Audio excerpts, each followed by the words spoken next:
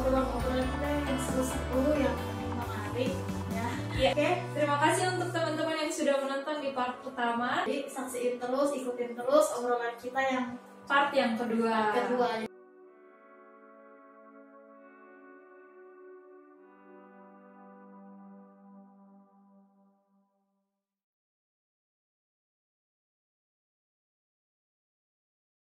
Nah, ketika Tante Liana deket sama Om Bambang, Tante Liana ada diskusi gak, ada kontak antara Tante sama Bunda Maria atau Tuhan Yesus gitu, kayak bertanya sama pencipta, bener gak dia orangnya yang emang Tuhan titipkan buat saya buat jadi tempat pendamping hidup saya sampai nanti mau memisahkan?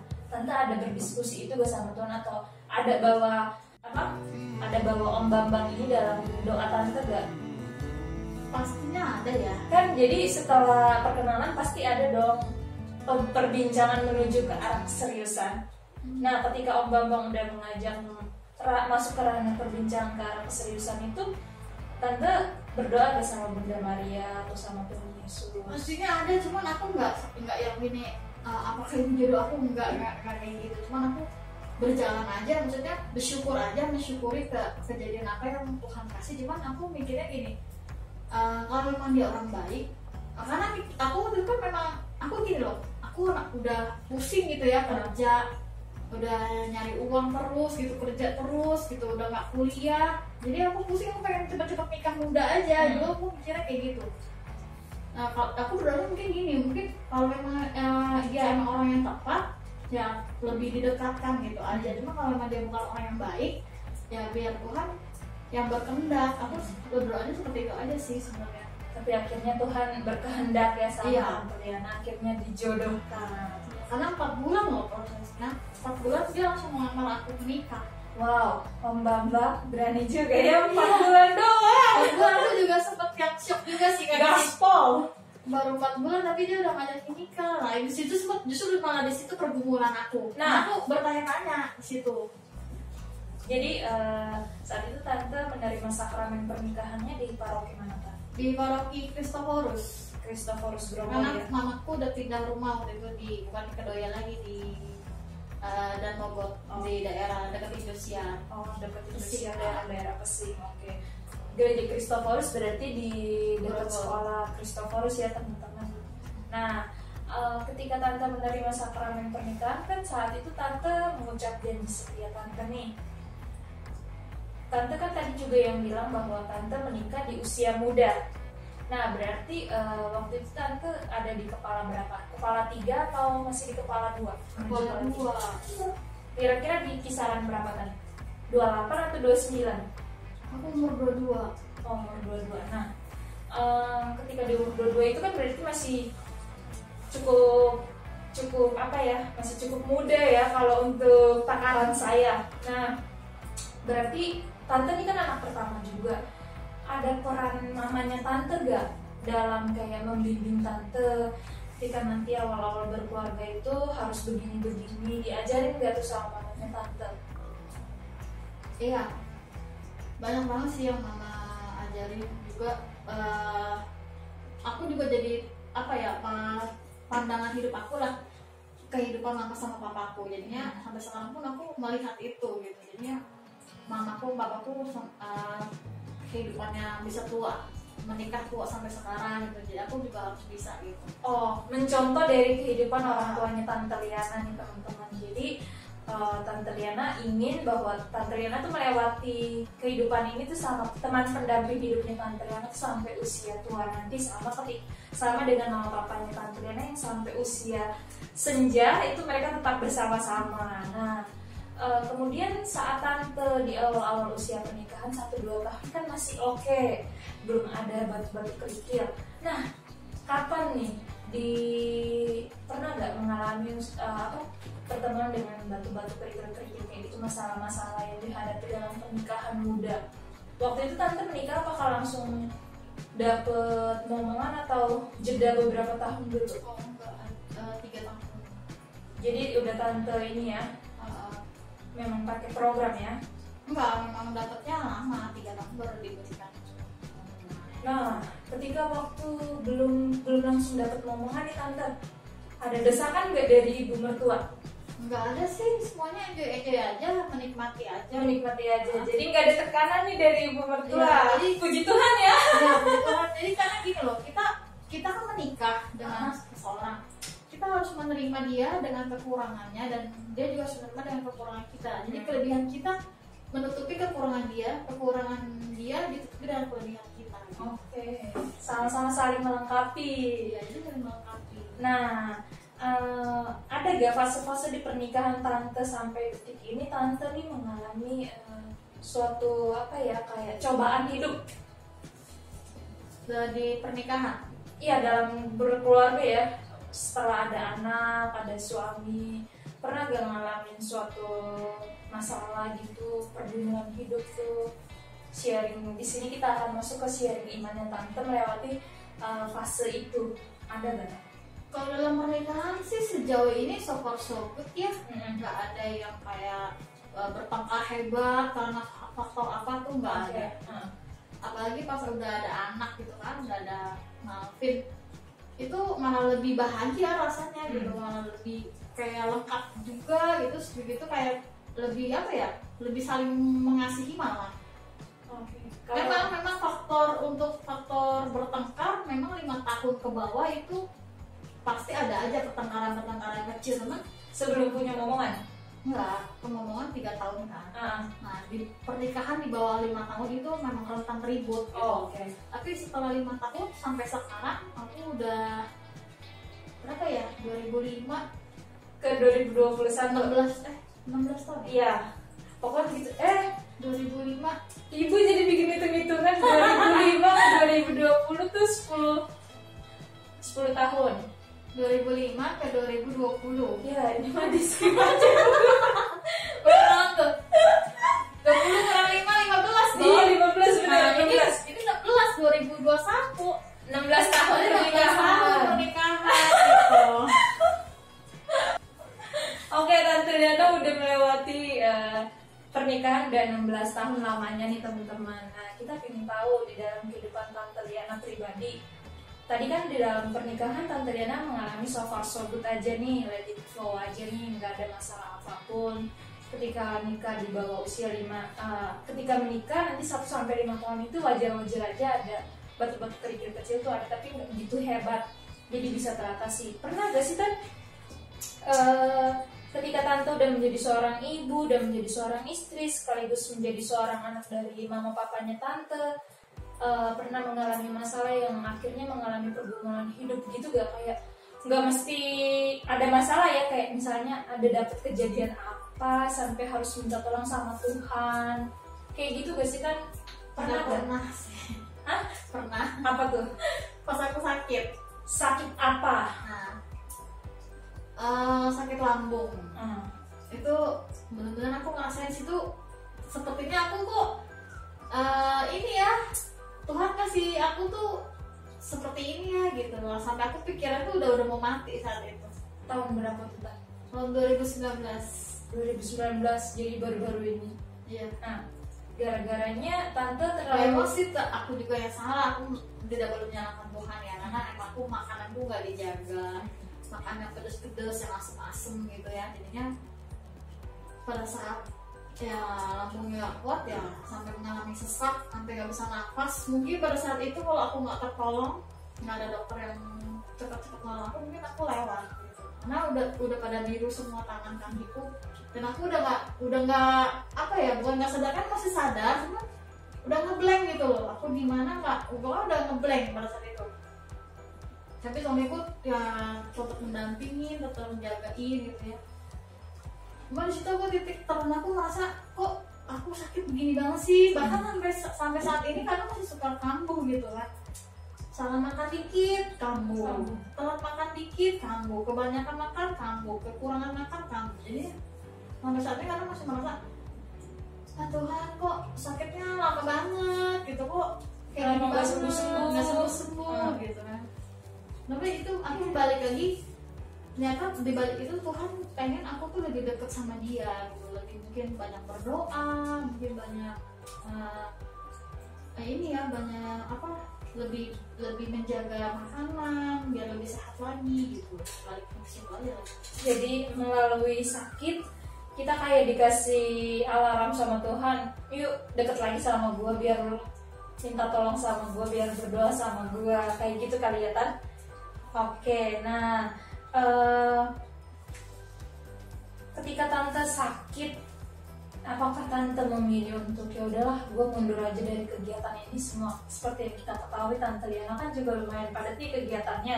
Tante Liana kan seorang ketua lingkungan di Yohanes Paulus II dari wilayah 10 Gereja Santo Matias Rasul Paroki Kosambi Baru, dan juga Tante Liana ini pendampingnya OMK wilayah 10 nih teman-teman. Jadi bersama Pak Hartono Sanusi ada Tante Liana nih, keluarga mudanya. Nah, pernah gak sih Tante Liana kayak saat lagi di sakit seperti itu kepikiran, aduh ya udah deh, gue stop dulu deh dari ini semua untuk biar gue juga bisa sembuh, biar gue juga bisa beraktivitas lagi. Pernah gak sih ngerasa kayak gitu, kayak ngerasa tunggu, gue butuh waktu untuk beristirahat benar-benar sejenak aja, kasih gue kesempatan 1 bulan kayak 2 bulan kayak gue butuh me time. Jadi gue butuh untuk nggak mau kedistrak sama apapun. Jadi ada pemikiran dimana kalau kita pola pikir ini kan gampang banget nih kedistraknya. Lagi ngerjain ini tapi sambil kepikiran yang itu belum kepegang, yang itu juga belum kepegang, dikejar deadline ini, dikejar deadline itu, sehingga bisa juga menimbulkan yang namanya asam lambung. Nah, ketika Tante lagi sakit kayak gitu, Tante pernah gak sih berpikir bahwa gue pengen jedah dulu nih dari ini semua, pengen rehat dulu? Pernah gak berpikir kayak gitu? Kalau berpikir kayak gitu sih enggak sih, enggak. Karena gini, aku mikirnya gini, aku doanya memang pengen sehat dan ingin melayani Tuhan.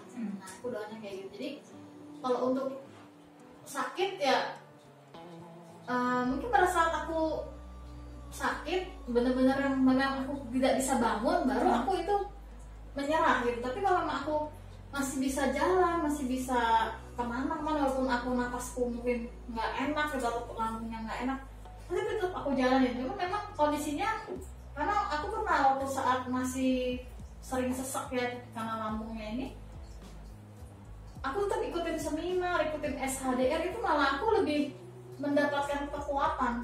Oh, SHD, seminar hati dalam Roh Kudus, nah, seminar hidup baru. Seminar hidup baru dalam roh. Nah, itu aku malah semakin dapat kekuatan dan aku semakin malah merasa lebih baik gitu badan aku. Jadi di situ aku makin bersyukur sama Tuhan, dan aku makin ya Tuhan sembuhin aku, ya aku memang mau melayani gitu, kayak gitu aja sih. Jadi Tuhan kayak ngasih alarm yang jauh-jauh dari gue ya Liana, jadi sebentar-sebentar deket lagi, ikut kegiatan ini lagi, kayak ditarik ulur gitu guys, itu sama Tuhan. Iya sih, karena iya sih kalau kayak gitu sih mungkin. Jadi kayaknya Tuhan ngerasa memang pas sebelum sakit itu memang aku agak jauh dari Tuhan, karena pas doa juga jadi ditarik lagi sama Tuhan lewat kejadian itu, lewat perkara itu gitu, ya. Jadi Tante Liana juga ngalamin fase-fase kayak gitu guys, tarik ulur sama Sang Pencipta tuh ada.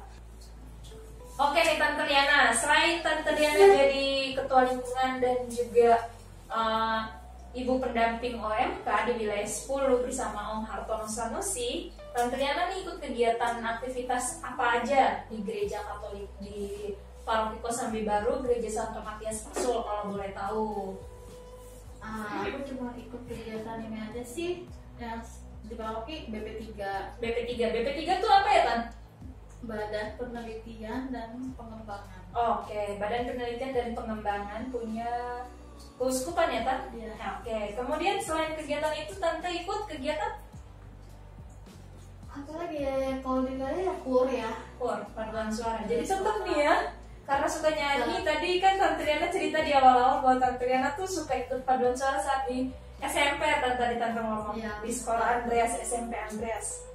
Oke. Selain itu ada lagi?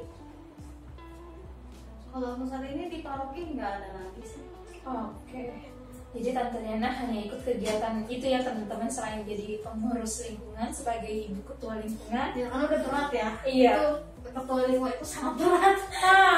Boleh tahu nggak Tan? Beratnya kenapa sih jadi ketua lingkungan, supaya nanti ada sharing-sharing untuk ini kan bulan April kita ada regenerasi pengurus ya di pengurus lingkungan. Kira-kira beratnya bukan karena berat pekerjaannya, bukan, tapi karena beratnya itu tanggung jawabnya ke Tuhan. Kalau aku ya, ini versi aku. Jadi menjadi ketua lingkungan itu bukan berat pekerjaannya menurut aku, tapi berat tanggung jawabnya ke Tuhan. Gimana umat itu bisa tetap beriman, gimana umat itu bisa tetap aktif, gimana umat itu bisa tetap peduli dengan sesama, itu yang berat. Oke, pengen tahu nih Tan, karena Tante Liana tadi menyampaikan tentang ketua lingkungan, prosesnya Tante waktu Tante dipilih menjadi ketua lingkungan itu tuh gimana? itu Tante nolak gak? Kayak merasa, ya kok gue sih jadi ketua lingkungan, kenapa nggak yang lain aja? Kenapa nggak yang lebih senior aja? Kan ada tuh di lingkungan YP2 ini terkenal dengan lingkungan senior juga ya teman-teman, dibandingkan dengan Santo Bonifacius. Iya, mungkin aku termasuk ketua lingkungan yang paling muda kali ya. Iya, kali ya. Waktu itu sih pemilihannya karena jebakan Batman ya. oh jebakan. Dari siapa Tan?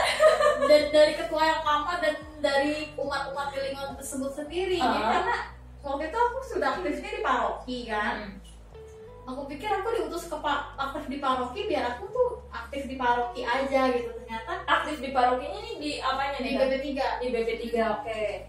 Ternyata mereka umat rapat dengan ketua yang lama dan ada pemilihan, dan ternyata semua umat milihnya ke aku kebanyakan. Wow. Itu 70%. Jadinya aku juga bingung ya pas saat itu nama aku kepilih, tapi aku gini loh, ya udahlah Tuhan, ini mungkin memang jalannya aku menerima gitu, menerima. Jadi ada pergumulan juga antara Tante dengan Tuhan. Wah, kok gue Iya, ada di titik itu akhirnya menerima. akhirnya aku menerima karena aku pikir ya udahlah, ini mungkin memang jalannya Tuhan buat aku bisa dekat lagi, bisa aktif lagi, Bisa melayani lagi. Karena semenjak aku menikah memang aku berkurang aktivitas dan rohani aku tuh berkurang, karena mungkin kan sibuk dengan pekerjaan, sibuk dengan suami gitu kan, sampai aku tuh kayaknya merasa jauh sih aku merasa iman aku kok, wah aku menurun ya iman aku ya gitu, sempat merasa kayak gitu. Cuman di saat itu aku aktif di lingkungan dan jadi ketua lingkungan, jadi pada saat itu aku merasa mungkin ini memang jalannya Tuhan buat aku melayani lagi gitu. Oke. Nah, berkaitan dengan cerita Ibu Liana sebagai ketua lingkungan nih ya, Tante Liana kita ingin tahu nih Tan, dalam proses menjadi ketua lingkungan itu kan pasti nggak semudah dan seperti kayak kita membalikan telapak tangan gitu aja nih Tan prosesnya.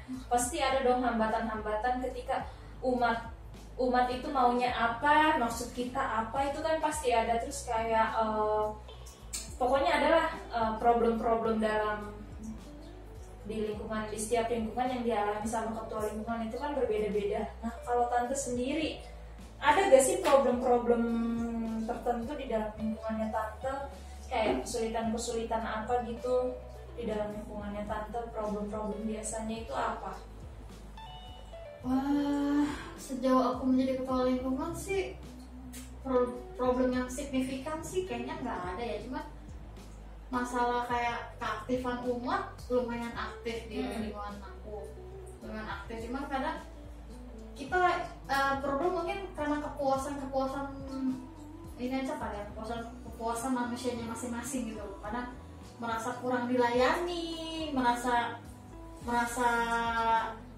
dilupakan kayak gitu, sampai kayak gitu. Tapi kadang kan kita gini loh, sebagai ketua lingkungan kita itu nggak bisa masuk terlalu dalam ke setiap keluarga.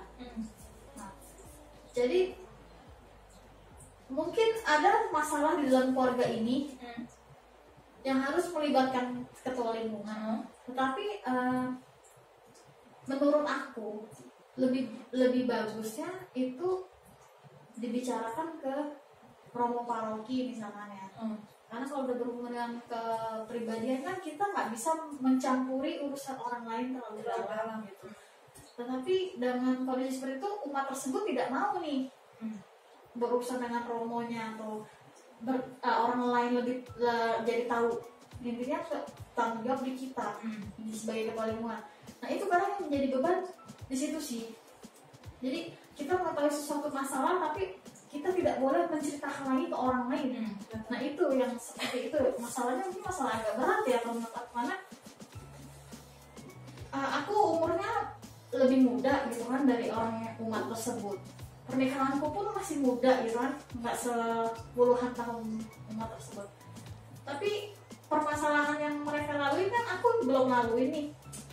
Tapi gimana menyelesaikannya aku juga jadi bingung. Hal kayak gitu sih mungkin yang. Tapi aku menyarankan memang ke Romo Paroki kalau memang masalahnya berat. Tapi umat tersebut tidak mau gitu. Itu yang kayak gitu ya. Jadi umat tersebut lebih nyaman ke tante ya, ke lingkungan prefernya. Berarti bertukar pikiran, sekedar sharing-sharing aja begitu maksudnya. Nah kalau misalnya Tante Liana di sini maksudnya supaya mendapatkan jalan keluar yang lebih baik, ada baiknya coba sharingkan masalah tersebut yang keluarga tersebut alami itu ke Romo Paroki. Nah ketika tante ini sebagai ketua lingkungan kan berarti saat umat datang bercerita tentang keluh kesahnya mereka ke tante, sebelum tante menutup hari tante tuh kan pasti yang namanya kita umat Nasrani kan pasti kita berdoa juga nih ya sama Tuhan, mengucap syukur atas hari yang udah kita lewati.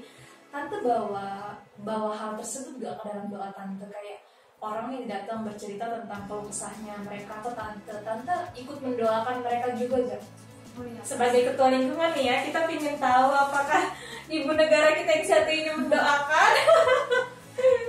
Pasti ya. Jadi setiap ada, jangankan orang yang bercerita, kadang pakai WA pun ngebaca status orang gitu yang kita kenal ya, temen atau saudara, cuma kita bawa dalam doa. Doa tuh guys. Jadi bawa dalam doa. Jadi ya apapun yang mereka pergumulan ya kita bawa dalam doa aja. Oke. Nah closing ya dari ini semua, saya mau minta pesan tante sebagai anak dulu ya tante, sebagai Tante Liana, sebagai pribadi anak dari mama papanya Tante Liana, anak pertama dari 3 bersaudara, dalam menghadapi untuk anak-anak muda ya, karena pesan tante kepada OMK baik di wilayah 10 maupun di wilayah manapun, di paroki manapun, pesan tante kepada anak-anak OMK yang lagi mengalami perjuangan hidup mereka apa? Yang nomor 1 pastinya jangan pernah lupain Tuhan. Ya, jangan pernah lupain Sang Pencipta kita. Itu nomor 1. Yang kedua, jangan pernah patah semangat dalam masalah apapun. Semua itu pasti akan ada jalan keluarnya. Dan Tuhan itu pasti tidak akan memberikan cobaan di luar kemampuan kita. Oke. Terus yang kedua, yang ketiga ya. Yang ketiga, terus olah perjalanan iman kita, terus kelola perjalanan iman kita dalam semua kegiatan-kegiatan di gereja, dan tetap dekat sama Tuhan, tetap aktif dalam kegiatan kerohanian. Nah, ini pesan tante kepada anak-anak OMK sebagai peran Tante Liana sebagai anak ya. Nah, pesan tante kepada keluarga-keluarga muda kan ada nih anak-anak OMK yang sudah berkeluarga juga, yang sudah memiliki buah hati. Apa nih pesan tante kepada keluarga muda? Kebetulan kan Tante Liana juga keluarga muda, nggak muda-muda banget sih, sudah melewati fase itulah. Gimana tante? Keluarga muda, jadi gini ya, jangan pernah melihat sebuah masalah dari sudut pandang satu sisi aja. Jadi kita harus menerima dengan konsekuensi yang udah kita ambil membina sebuah keluarga. Jangan masalah kecil, ribut kecil dibesar-besarkan. Dan tetap kalau bisa usahakan ibadah bersama. Wow, ibadah bersama. Nah, untuk pertanyaan pesan yang terakhir, tante, aku mau minta tolong untuk di mata tante, peran mama dan bapak tante itu seperti apa dalam hidupnya tante? Tanpa mereka, tante akan apakah biasa-biasa aja atau nggak akan kenapa-napa? Orang tua ya? Iya, mama dan bapak. bagi sampai aku, tante di setelah berkeluarga juga ya. mm-mm. Jadi kalau bagi aku mama sama papa itu orang yang sangat penting ya dalam hidup aku, karena tanpa mereka juga aku nggak ada di dunia ini gitu. Tuhan nggak bakal menitipkan aku di tangan mereka gitu. Jadi ya kita harus sayangi orang tua sih, sayangi orang tua, hormati orang tua, peduli sama orang tua, walaupun misalkan banyak kan orang tua yang jahat sama anaknya, orang tua yang nggak peduli sama anaknya, tapi kita sebagai anak harus tetap peduli, harus tetap sayang, dan harus tetap ini care sama orang tua. Tetap care, oke, tetap sayang sama orang tua, tetap peduli, tetap care. Nah, quote terakhir, Tante Liana mau ngomong apa nih sebagai quote penutupnya Tante di video kali ini? Quote, kata-kata indahnya Tante. Ada? Oh ya, Apa? Ayo. Seperti apa? Cinta-cinta boleh. selalu bersyukur aja sih, Selalu bersyukur, betul. Karena dengan bersyukur bersyukur dalam keadaan apapun. iya, selalu bersyukur, betul. Oke, itu dia teman-teman perbincangan hangat kita hari ini, hari Sabtu, dengan Tante Liana, Ketua Lingkungan dari Yohanes Paulus II dari Paroki Kosambi Baru Gereja Santo Matias Rasul wilayah 10. Saya dengan Ludovika Barbara Hop pamit undur diri bersama Tante Liana.